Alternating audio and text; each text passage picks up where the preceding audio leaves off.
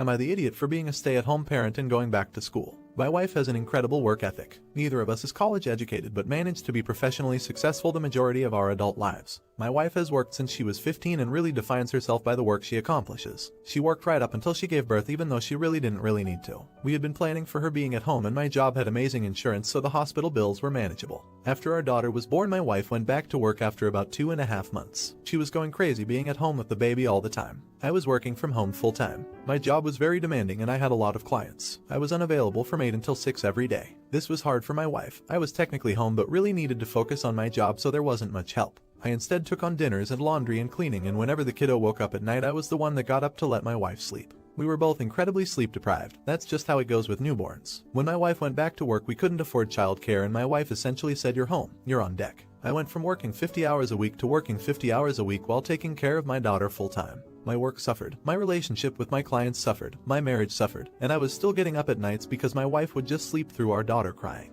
The company I worked for was sold a year later. I found work here and there that let me be home with our baby during the day but knew I couldn't work full-time from home again and take care of the baby. My wife suggested I stay home. She got a new job with insurance for her and our daughter but my insurance went away. I was stuck. My wife wasn't going to change her job plans and made it clear she wasn't up to being the stay-at-home parent. We couldn't afford childcare, couldn't afford insurance for me, couldn't let me find work that would help pay for that stuff. It's been about a year and other than the occasional seasonal gig I've been the stay-at-home parent. My wife constantly uses this against me when I ask her for things. You don't bring in any money. You don't understand the stress of being the sole provider. This really hurts. She didn't really give me a choice here but makes me feel awful for being home and won't combine our finances so I can help budget. I'm going back to school in September. I arranged everything to make it possible, but my wife has been telling me what a terrible idea it is. My parents are paying for it and providing childcare 2 days a week. My father has a degenerative disease and won't be able to babysit in a few years. I'll also be able to get some health insurance. Other than asking my wife to watch our daughter 2 weekdays instead of 1, I've made sure she won't have to do anything else. She's literally just moving one of her days off. But she's making me feel horribly selfish. Am I the idiot? Edit. I never really thought of my wife's behavior as abusive but that seems to be the general consensus so far. I never even considered that financial abuse might be a thing.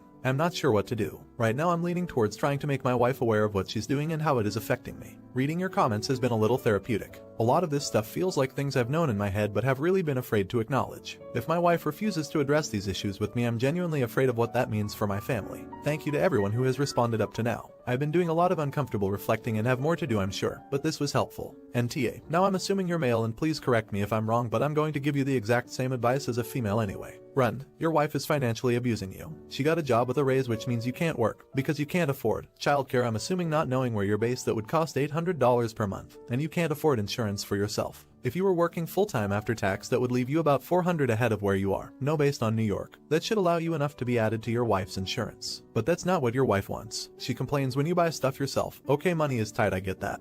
But she's not combining finances to allow you to A. Know your family's true financial position and B. Budget to improve it. Right now, your parents are willing to assist with childcare and pay for you to get an education to help you improve your lives. Your wife directly wants this because she would actually have to help out with her child. Now unless she has postpartum depression or anxiety, always a possibility, she needs to help out. If she has either of those things, she needs medical treatment. You need to take the opportunity to educate and improve yourself. Once you get a medical coverage, book into a counselor and talk about it with an independent third party. Also right now you can call 3 domestic and family violence lines and ask to speak with one of their counselors. Again, financial abuse is abuse. Update. A lot of people in my previous post brought up financial abuse, not a concept I was familiar with. It was incredibly difficult for me to accept that my wife was being manipulative and controlling in that way. I had this notion in my head that any kind of abuse had to be intentionally malicious, and that being kind and accepting and loving meant taking the good with the bad and not judging when someone is unkind to me. In the case of my wife, I really thought that since I understood where her behavior was coming from, how she grew up, that I had to learn to deal with how she acted towards me. It was my problem to solve. I went back to school, despite my wife's disapproval, and also found a job that has given me a scholarship for school. I'm going into engineering.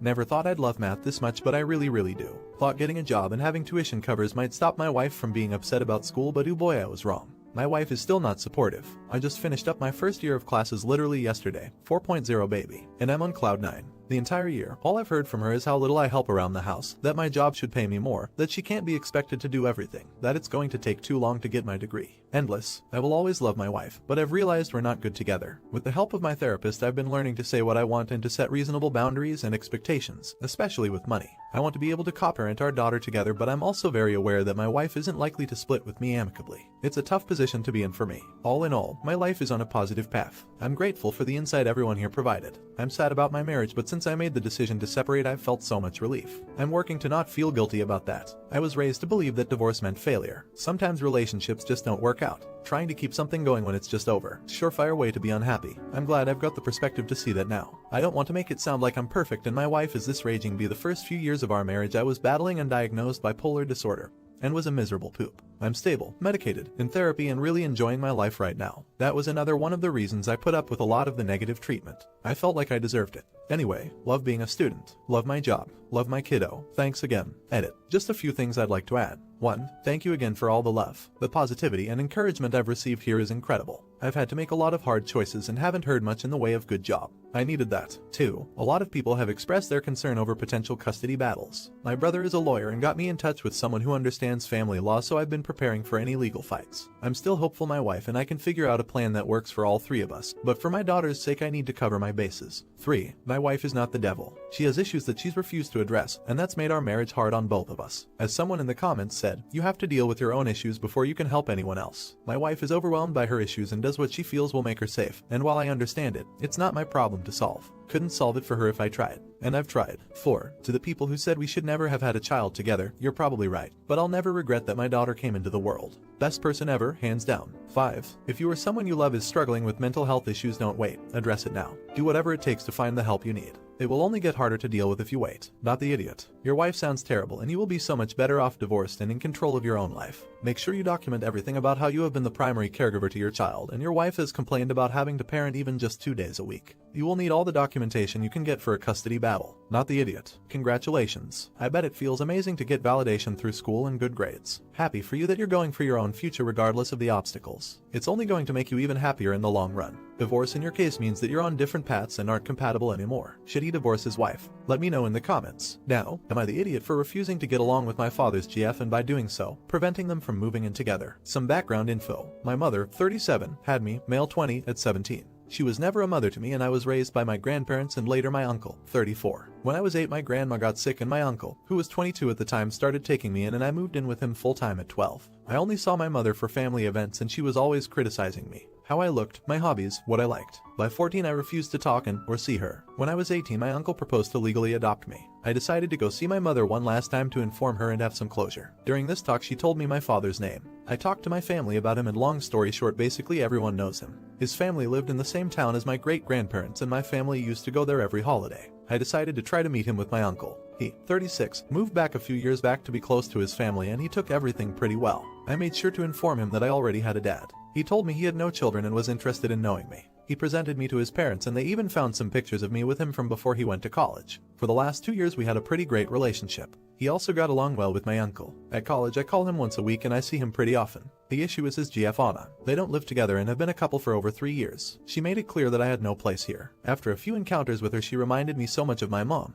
Her attitude, her remarks and criticisms that I refused to go see him for a while. I think he realized because he told me that she didn't need to be here every time. I only see her when I go to eat with him at his parents'. She still manages to make it clear that I don't belong in this family. When I ask questions she tells me stuff like if you were really a part of the family you should know. Always pointing out physical differences. So it was a surprise when she called me last week. I thought it was an emergency so I answered. She told me that she wanted to move in with my dad but he refused because he knows we don't get along and he wanted his house to be a safe place for me and he was afraid I would come by less if she was here all the time. It's the truth. She then told me I should put my grudges aside and try to be nicer to her for my father's sake. I told her no. I had years of therapy to be able to remove toxic people from my life and being with her is like being with my mom. I do not want to put myself in this kind of situation anymore. I talked to my uncle and he agrees. For him my mental health should always be my top priority, but some other people think that I should at least make an effort for my father's happiness, and that it would be selfish to not try. Not the idiot. Please tell your father she called you and what she said she was way out of line to contact you. Especially since he had set a clear boundary. Your father decided your feeling safe at his home was more important than moving in with her, so everyone who says you should put his happiness first needs to be quiet. He made his decision. Not the idiot. If she can't play nice, why should you? If she makes a genuine effort to get to know you and be a nice person, then you should try to. But if she is going to continue to make you feel unwelcome, no effort is needed. Update. After reading your comments I realized what the issue was. When I explain my family situation to people, a lot of them, not close friends and immediate family, say the same thing. How lucky I am to have a bio dad who wants and agrees to spend time getting to know me. How grateful I should be, etc. My bio dad or his family never made me feel like that. But I guess that after hearing a lot of people saying it, it kind of got to me and I realized now that I was restraining myself to not disappoint him. I guess in my mind I had to work and be nice to have his affection because I did not deserve it. You can blame my bio mom for that. Anyway, after realizing that, I also realized that I never told him and his parents how his GF was treating me, and I also realized she was smart enough to do it when they were all out of earshot. I am a non-confrontational person, and I was scared to say everything at once to my bio dad, and I was afraid to not be able to properly express everything I wanted to convey. I talked to my uncle about it, and he proposed to make an appointment with a therapist to have a kind of family session so it would be easier for me to express myself. We did it before in our family and it helped me a lot. We talked about it to my bio dad and he immediately agreed. He could sense that something was off. Anyway, during the session I kind of exploded.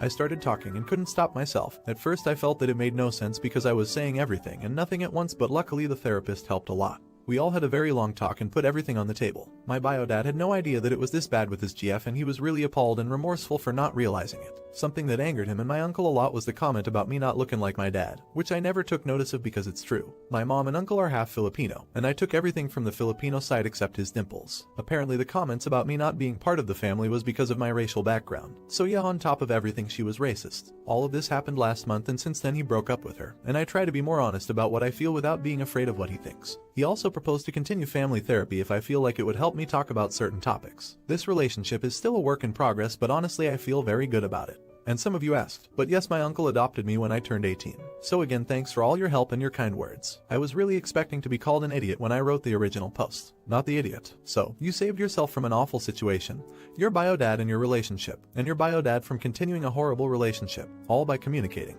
I hope that you know how brave that was and now have learned how powerful communication can be, but that it will always turn out that way. But it definitely won't if you don't try. So many hugs to you for doing the difficult, but right thing. Hugs to your dad, uncle, but that's semantics. He's done a great job raising you, and to your bio dad.